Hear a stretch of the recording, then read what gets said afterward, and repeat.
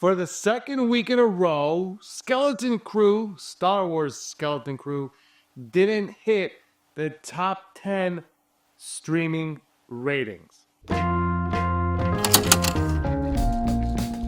everyone, this is Digital Charcuterie. Thanks so much for stopping by. If you're new to the channel, like Star Wars, like other things too, hit the subscribe button. We talk about it on the channel. Hit comments down below if anything you'd like me to discuss here. But today I want to discuss Skeleton Crew. A new episode drops tonight. I'm looking forward to it. I think this show is wonderful. Perfect. Look, this isn't, who cares if it's perfect or not? I'm having a lot of fun with it. It is a nice adventure set in the Star Wars galaxy, and that's what I think we've all been waiting for. We got that with the first couple seasons of Mandalorian, and we kind of felt a little bit removed from that going into it, some more than others, but now we're getting it, and I feel like it's a very strong entry into Star Wars. It's a lot of fun. This is what, if I was a kid, I would be all in on this, and as an adult, I can kind of tap into my child, like, oh, you know what, this is fun. I like, the practical effects look good. It feels Star Wars.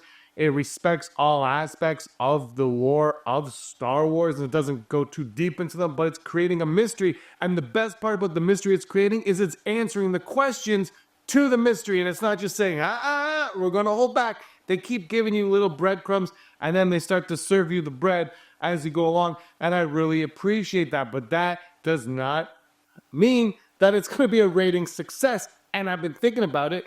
And it's not driving me nuts, because I totally understand why people aren't watching Star Wars and why people aren't excited for Star Wars. And Star Wars, and I've said this for a while now, Star Wars has been in a very dark place for a little while. The Acolyte did not help. People didn't like The Acolyte, right? The ratings weren't very high for it. The reviews were rotten for it. And I believe it's the lowest Rotten Tomatoes of any Star Wars there is. I think for fan and critics alike. I could be wrong, but one of those two. It wasn't well received is my point. Now, if you like it personally, again, it's all subjective, so that's fine.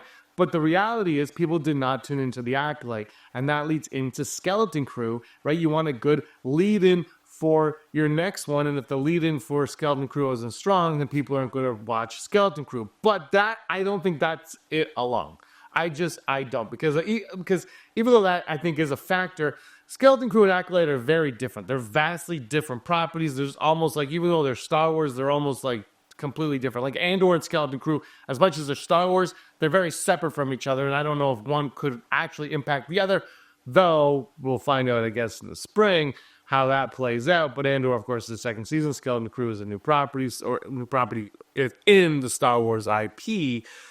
So what is going on here? And if you think about it, the marketing for Skeleton Crew didn't kick off until sometime in October. We didn't get a look. We got a couple looks like a year or so ago at Celebration. There was a little bit of this and that. We got a picture of Jude Law, but they kept it very hush-hush going into it. Not a lot of anything about Skeleton Crew until October, when we got that stuff, and then they released the first trailer, and the first trailer was fine. You're like, oh, that was a good trailer. Okay, there we go. But that was my opinion of the trailer. When I saw the reception that it got online, people weren't too thrilled about it, right? The word was Goonies in space. It's for kids.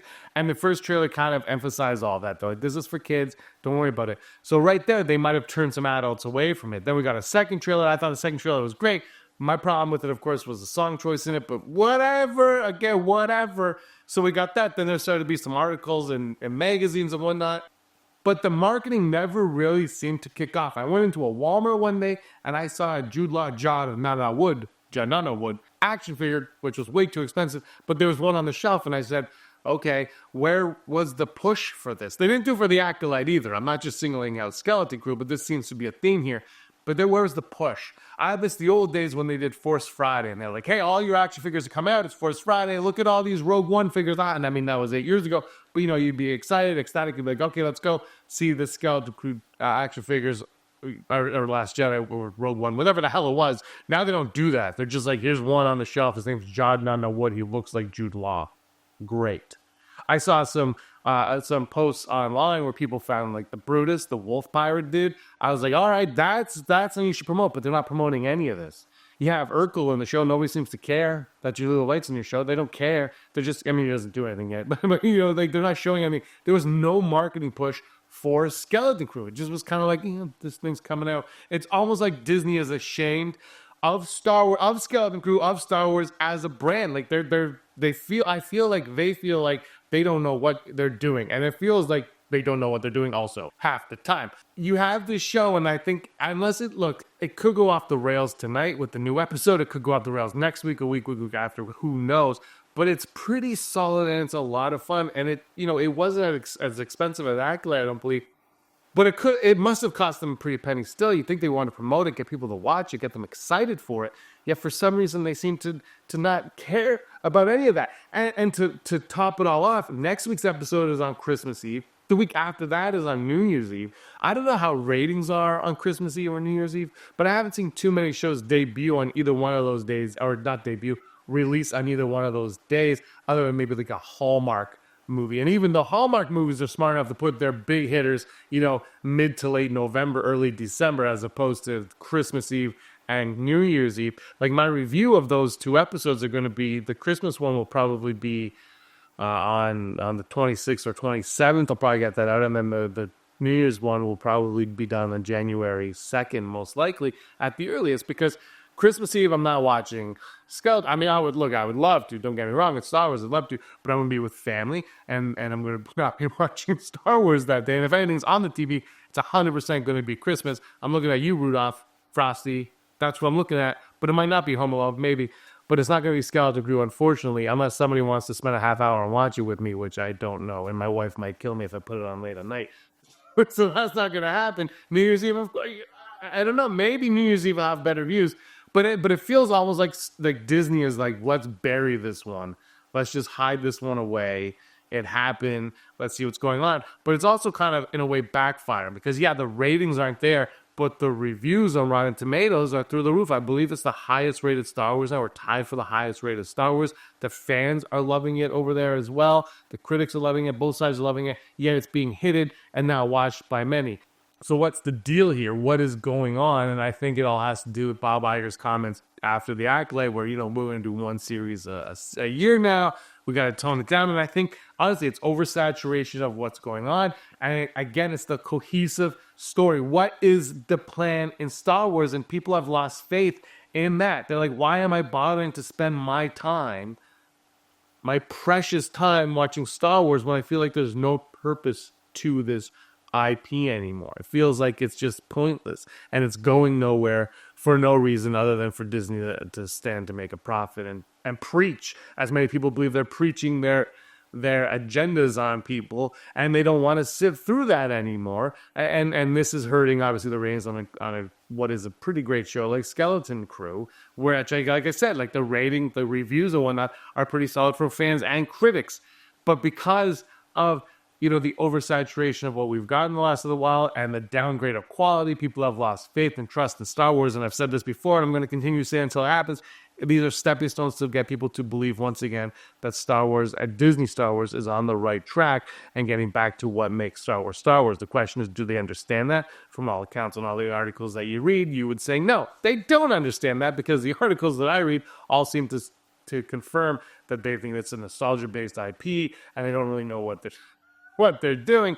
But the one saving grace that I still believe in is this Mandoverse. It's had its hiccups. Yes, we're not going to argue that. It has had its hiccups, but it's felt like there's been this giant through line, and you understand the time period that it's in and the story that they're telling, and it's progressing in a direction that you believe. They know where it's heading. Whether or not they do, that remains to be seen, but it feels like they have an understanding. And that's why I think that setting Skeleton Crew in this time period versus the High Republic as originally planned made a lot of sense, especially when you see, the how Acolyte was received. People aren't into the High Republic, which I don't also think is necessarily true. I just think they're not into the High Republic that they've been fed. Like, I think it'd be interesting to get out of this Mando time period, but for what purpose? We need to know. There needs to be a reason why we're going in different time periods, not just to have a fresh setting on Star Wars. And so for that reason, I think Skeleton Crew works in the Mandoverse, and I appreciate that. I like that we're getting Ahsoka Season 2. And look, Andor Season 2 I think is going to be great. I have no reason to disbelieve that, but you got to believe Ahsoka Season 2 is going to be a lot of fun. And then what else do they have planned? Apparently there's another show being developed for the Mandoverse, and then we're going to have the Mando and Grogu movie and the Filoni movie and whatever that all leads into. And so that's why I have faith in this. But it's weird to me that Disney seems to be hiding the Skeleton Crew show when it's being received so well. and they're still gonna stick with the Christmas Eve and New Year's Eve, and not release them like a day or two early, like a day early, like the Monday earlier. You know, I don't know if they're thinking families are all gonna sit around and watch it together on those 2 days. It might happen, but I just feel like this is the show where I think they were just so dejected by what happened with the Acolyte. They were just so dejected by that they were like, okay, let's just release this thing and pretend it doesn't exist and just wash it away. Because look, I go online, sometimes I see ads for Skeleton Crew, but I still mostly see ads for Acolyte. It makes no sense to me. They're pushing the show that nobody watched and was not greatly reviewed versus a show that the people that are watching it seem to be loving it, and they're just kind of like, don't worry about it. And the marketing for Skeleton Crew has been great. They've been doing the 80s vibe, which for me has been great, but for someone who didn't live through that time period, maybe they're not seeing it for what it is. Maybe 80s isn't as the cool retro that people think it is. I don't know. Let me know in the comments down below if you guys think that, but I don't know. I'm not, like, that's just not me. I'm not resonate with me the way it would resonate with somebody younger, because I lived through it. I was alive. You know, I watched those trailers, those commercials when I was a kid, so I'm like, oh, look at that callback.